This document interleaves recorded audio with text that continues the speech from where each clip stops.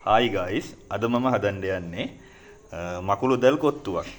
ඒකට උවමනා වෙනවා හොඳට තඹගත්ත මකුළු දැල්. මෙතන තියෙනවා මකුළු දැල් 75ක්. මේක නම් මට අම්මා තඹලා දුන්නේ. ඔයාලට උවමනා ප්‍රමාණයට මකුළු දැල් ගන්න පුළුවන්.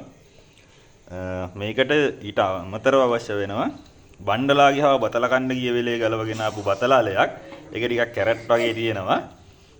ඒ අමතරව අපේ පල්ලෙහා වෙලේ තියෙන තනකොළ ටිකක් අපි අරගෙන ඉවර වෙලා ඒක පොඩ්ඩක් පොඩියට කපලා තියෙන්නේ. මේ මැද තියෙන්නේ නියගලාලයක්. ඒක පොඩ්ඩක් හීනියට ලියලා මෙතන තියෙනවා අර කුකුල්ලු දෙන්නෙක් ගෙනාව අපි මැෂින් එකට දාලා පොඩ්ඩක් අර බොක්ස් ටයිප් එකට කුකුළු දෙන්න වරගෙන තියෙන්නේ. ඊට අමතරව අපිට ඕනේ හොඳට තලාගත්ත ඉන්න අලයක්. ඒ වගේම මේකේ ස්පයිසි ගතිය වැඩි කරගන්න මම මේකට අරගන්නවා ගඩොල් කුඩු, ගඩොල් කෑලි. ඒ වගේම මේකට අපි දානවා මේ සුදු වැලි. මේකේ තියෙන්නේ වොෂින් පවුඩර්. ඔය ටික තමයි අපි වමනා කරන මූලද්‍රව්‍ය ටික. තව පොඩි දෙයක් මෙතන අඩුයි. මෙතෙන්ට ආයෙ උනේ මේ අඟුරු කුඩු. අඟුරු කුඩු අපිට කැමති ප්‍රමාණයට දාන්න පුළුවන්. හරි ගයිස් අපි එහෙනම් වැඩේ පටන් ගමු.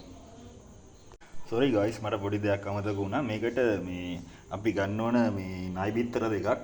මේක ගැරන්ටි බිත්තර දාන්නත් පුළුවන්. ගැරන්ටි බිත්තර දැම්මම පොඩ්ඩක් කහ පාට ගතිය වැඩි. ගැරන්ටි කහ පාටයිනේ. ඒ නිසා මම මේ සුදු නයිගේ බිත්තර දෙකක් ගත්තේ. සුදු නයි බිත්තර දෙකක්. හරි guys අපි වැඩේ පටන් ගමු.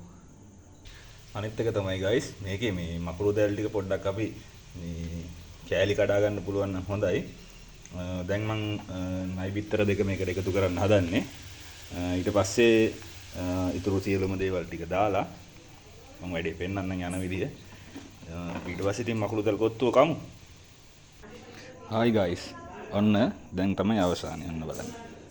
මෙහෙම තමයි මකුළු දැල් කොත්තුව. පේනවනේ?